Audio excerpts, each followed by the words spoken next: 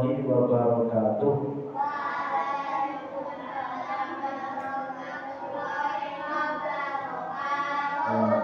Nah, dahulu ada orang yang soleh.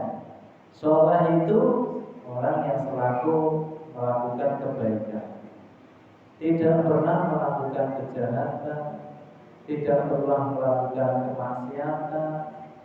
Pokoknya orang ini dalam kehidupannya sehari-hari itu selalu berbuat kebaikan. Sholatnya bagus, ngajinya bagus, puasanya tidak pernah mokel. Namanya saja orang soleh. Suatu ketika orang soleh ini mati suri. Apa namanya? Mati suri. Mati tapi diberi kesempatan oleh Allah hidup kembali di dunia.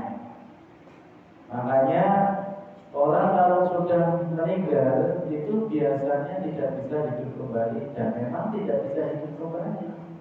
Karena apa? Karena mereka sudah diambil nyawanya oleh Allah. Kalau sudah diambil nyawanya oleh Allah, maka perbuatan baik dan perbuatan buruknya itu akan dihisab oleh Allah Subhanahu wa ta'ala. Contoh, baik Irzad atau Surya atau yang lain. Tahu-tahu malaikat Israel teko.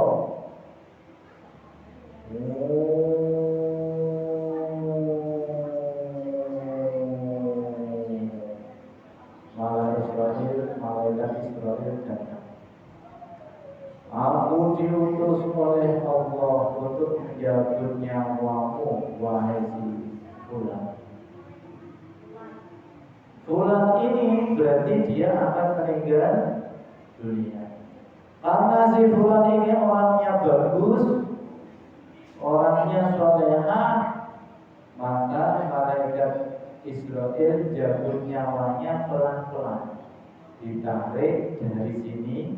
Kayak kok sampingnya profesor kok ngomong dewi, anaknya Mas Andika nanti tak kok maju nyanyi wani apa belum.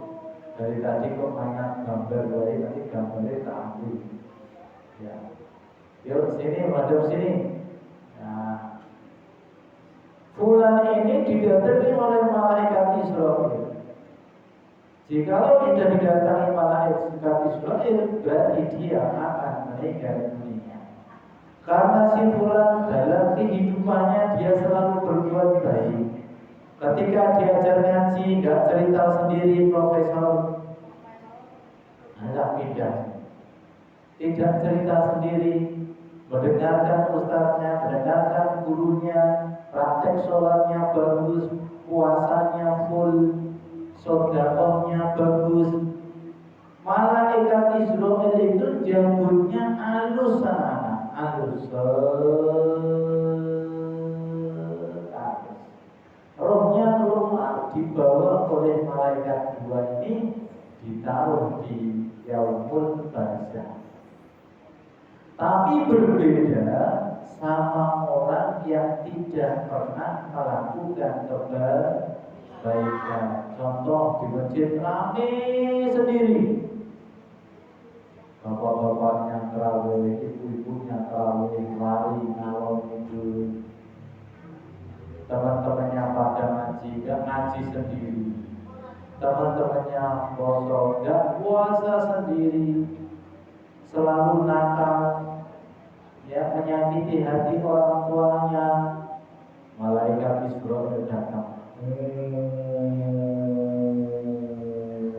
Wahai si fulan, aku diutus oleh Tuhan untuk menjabut nyawamu. Jabutnya disendal-sendal. Sakitnya minta ampun. Sakit.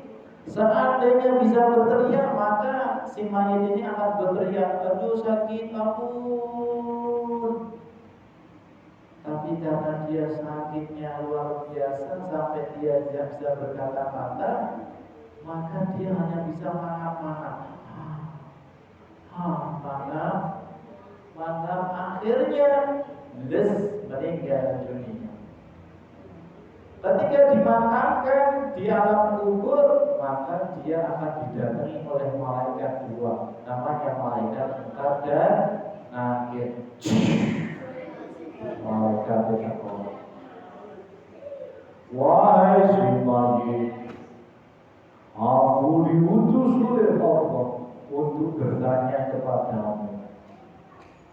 Nanti kalau kamu tak kasih pertanyaan bisa menjawab, maka kamu akan selamat, tidak akan saya siksa. Tapi apabila kamu tidak bisa menjawab, maka kamu akan mendapatkan siksa kubur. Siksa apa?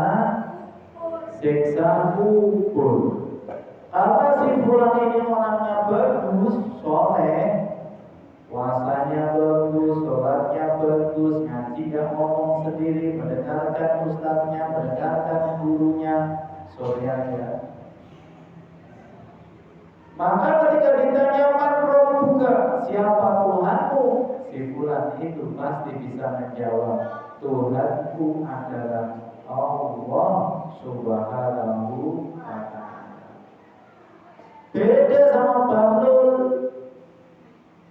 Bahlul ketika dia ditanya, karena dulu dia tidak sholat, dulu dia tidak puasa, dulu dia tidak ngaji, dia tidak mau berbuat baik.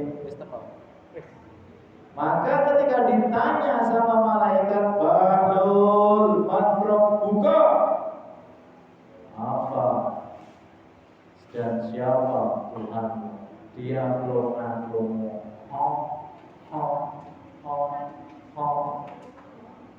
Coba anak-anak, kalau kalian tanya sama temanmu melongo-longo, yang tanya sebel orang.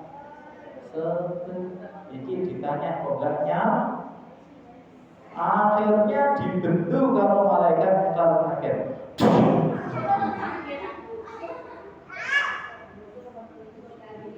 Dikeprok, disiksa kalau malaikat Munkar Nakir. Ya, disiksa kedua kali. Maka si jenazah di alam kuburnya berteriak-teriak, lontong, ya.